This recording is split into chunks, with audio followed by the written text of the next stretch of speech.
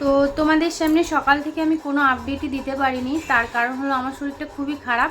তো বুঝতেই পারছো। আর আজকে শনিবার, আমাদের এখানে মনসা পুজো তোমরা জানোই যে বৃহস্পতিবার থেকে শুরু হয়েছে, কালকে রোববার শেষ।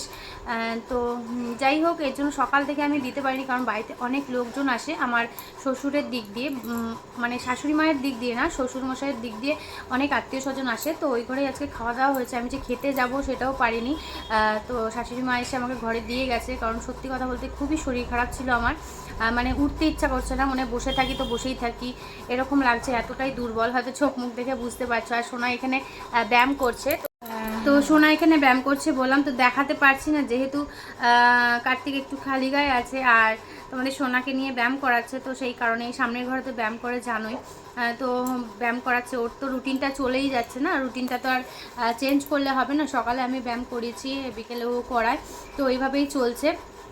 তো শুধু জানানোর দরকার, কারণ কি তোমরা অনেকটাই জানি, সবাই মেসেঞ্জারে মেসেজ করছো যে দিদিভাই ভিডিও দাওনি কেন, কেন অর্ককে দেখতে পেলাম না। অর্ককে একটু পরে তোমাদের দেখাচ্ছি, ঠিক আছে।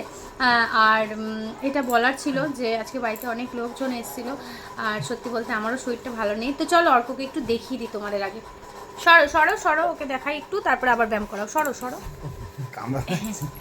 এই যে তোমাদের অর্ক সোনা, দেখো চুল কেটে কত সুন্দর হয়ে গেছে, তাই তো? আমা, তুমি কি চুল কেটেছো? তুমি ফান্তু মেরেছো, ফান্তু। তো এই যে, তো চুল কেটেছে, কালকেই কেটে এসছে।